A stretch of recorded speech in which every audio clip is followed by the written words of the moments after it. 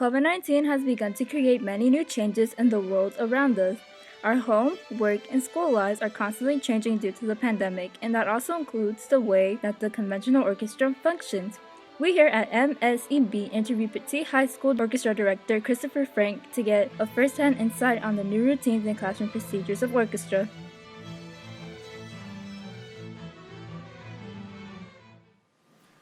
How has COVID-19 made it harder to make music?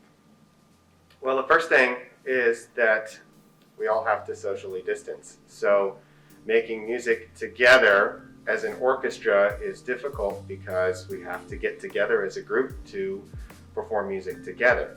So we've had to adapt several different ways by spacing out the orchestra room. As you see here, we have to sit as close to 6 feet apart as we can, which makes some difficulties with recording music and playing live. We obviously can't have concerts where we have a live audience sitting in the audience because we can't get together. So we've had to adapt and do lots of different things relying on technology to allow us to get our music out there as a concert. Sitting so far apart makes some big challenges for musicians because we communicate together. I forget the exact measurement, but it's something like a 50th of a second.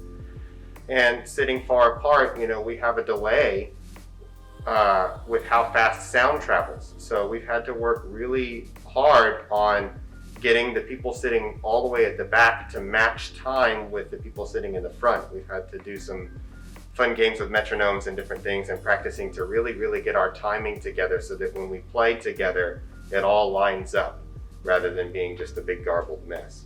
So some of the challenges teaching students in and outside of class is just making sure that things line up on a day-to-day basis. I mean, we have some students that are rehearsing in real time here with us, and then other students that are rehearsing online, which has a lag.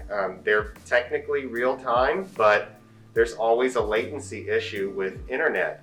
That's why you don't see musicians collaborating together over the internet, because there's no way for us to get that timing shortened. I don't know if you guys have ever tried to say something together over the internet. Maybe it's the Pledge of Allegiance, or maybe it's some sort of group mantra that you say together, but it just doesn't work out because of the latency of the internet and travel issues.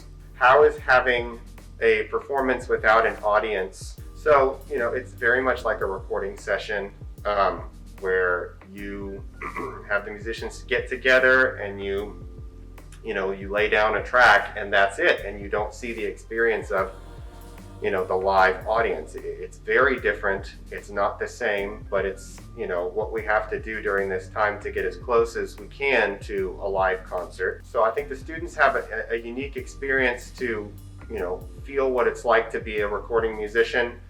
And then, to see the audience comments and reactions on Facebook, on Instagram, the social media concerts that we put up is kind of the reward that they see. But it's not the same. They don't get that live experience of having an audience clap after they're there, or having, sitting on stage and seeing your parents or your, teachers or your community members watching you as you perform.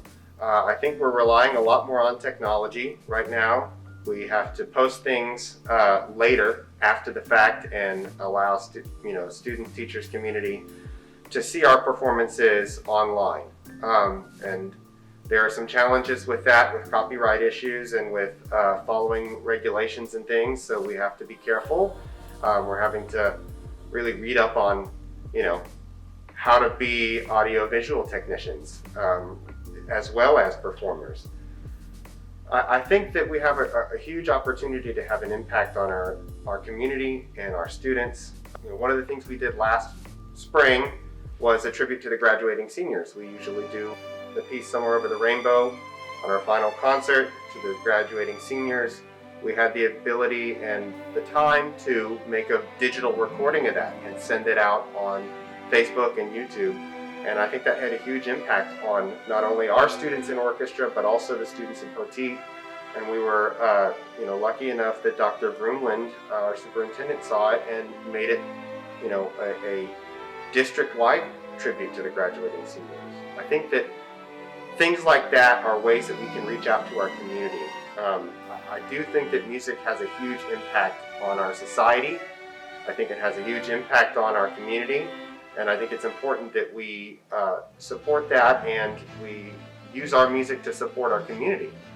But I think that we'll have to be creative and be innovative in how we do that moving into the future.